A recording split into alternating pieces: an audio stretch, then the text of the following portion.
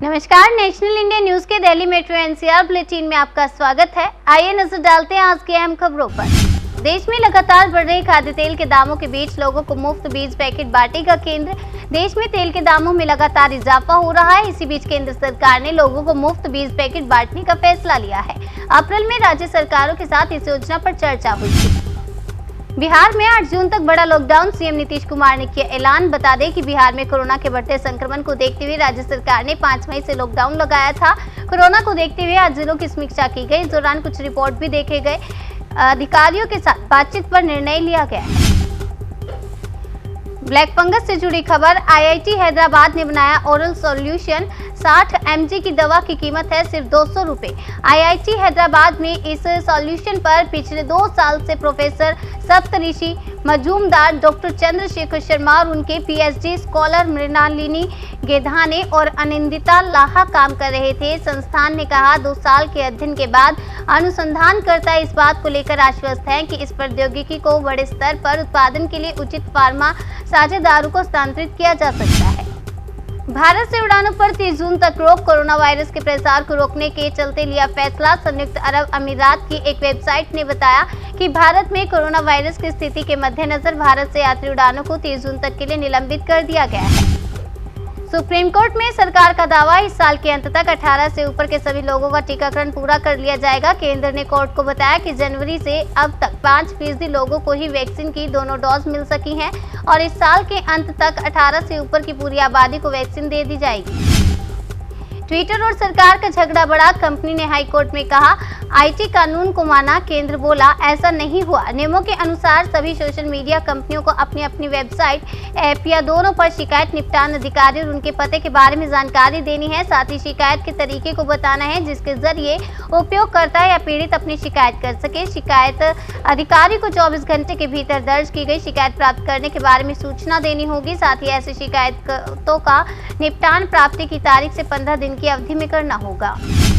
तंबाकू और सिगरेट पीने वालों को कोरोना से मौत का खतरा ज्यादा। स्वास्थ्य मंत्री। देश में जानलेवा कोरोना वायरस की दूसरी लहर का प्रकोप अभी भी जारी है। हालांकि पिछले दिनों से अब नए मामलों की संख्या में गिरावट दर्ज की जा रही है। सीएम योगी की प्रेस कॉन्फ्रेंस। वैक्सीन पर विपक्ष को दिया करारा जवाब। कोरोना संकट के बीच सीएम योगी ने आज प्रेस कॉन्फ्रेंस की। सीएम ने विपक्ष को करारा जवाब देते हुए कहा कि कई लोगों ने वैक्सीन को मोदी वैक्सीन या बीजेपी वैक्सीन कहा। कई लोगों ने जनता के बीच नकारात्मकता फैलाने की कोशिश की। भारत में 2 वैक्सीन बनी। सीएम ने सेकेंड वेव के बारे में भी बताया। अगली खबर छत्तीसगढ़ से है। सीएम बघेल का ऐलान। कोरोना में मारे गए पत्रकारों के परिजनों को मिलेंगे 5 लाख। मुख्यमंत्री ने ट्वीट किया।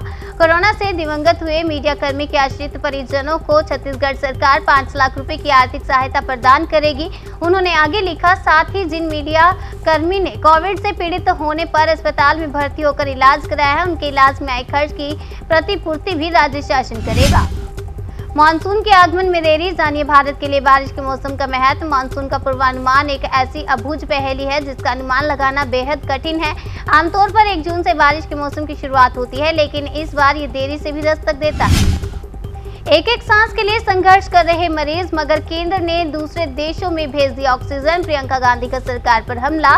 प्रियंका गांधी ने कहा कि ऑक्सीजन के सबसे बड़े उत्पादक होने के बावजूद कई नागरिकों की ऑक्सीजन की कमी से मृत्यु हो गई। इसके लिए जिम्मेदार कौन? यूपी में 1 जून से प्रयागराज समेत 6 जिलों में भी मिलेगा कोरोना कर्फ्यू से छूट। जारी रहेगा वीकेंड लॉकडाउन। अंडे, मांस और मछली की दुकानों को पर्याप्त साफ सफाई तथा सैनिटाइजेशन का ध्यान रखते हुए बंद संस्थान में खोलने की अनुमति होगी। सीएम केजरीवाल ने पत्रकारों के लिए वैक्सीनेशन सेंटर का किया उद्घाटन। उप मुख्यमंत्री मनीष सिसोदिया ने ट्वीट कर कहा कि काली मंदिर के पास स्थित सरकारी स्कूल में मीडिया के सभी साथी अपना और अपने परिवार का वैक्सीनेशन करवा सकते हैं। अगली खबर बिहार से है। कोरोना पॉजिटिव 2.5 महीने के शिशु सहित 4 की मौत से हड़कंप। परिजनों में मचा कोहराम। कोरोना पॉजिटिव 2.5 माह के बच्चे को रविवार को शिशु वार्ड में भर्ती कराया गया था। अन्य 3 बच्चे 8 से 15 वर्ष के बीच के हैं। इन सभी में निमोनिया के जैसे लक्षण थे।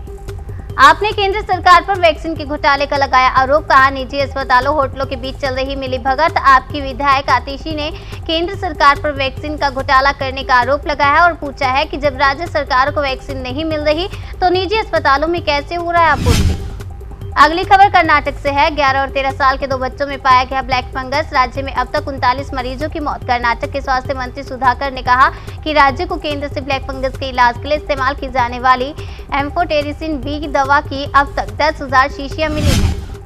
केंद्र सरकार ने अब तक राज्य को दी 23 करोड़ से ज्यादा वैक्सीन डोज। इतने लोगों को लगा टीका। केंद्रीय स्वास्थ्य मंत्रालय द्वारा जारी किए गए आंकड़ों के मुताबिक अब तक कुल 23 करोड़ 11,68,480 वैक्सीन की डोज मुफ्त कैटेगरी में और प्रत्यक्ष राज्य खरीद कैटेगरी के माध्यम से दे दी गई है।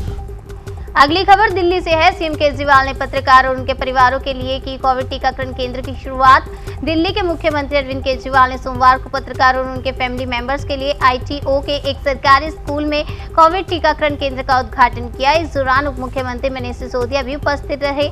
उन्होंने कहा कि इस कोविड टीकाकरण केंद्र पर 45 साल से अधिक उम्र के सभी लोगों को वैक्सीन दी जाएगी। इसके अलावा 18 से 14 साल उम्र के लोगों को भी वैक्सीन दी जाएगी।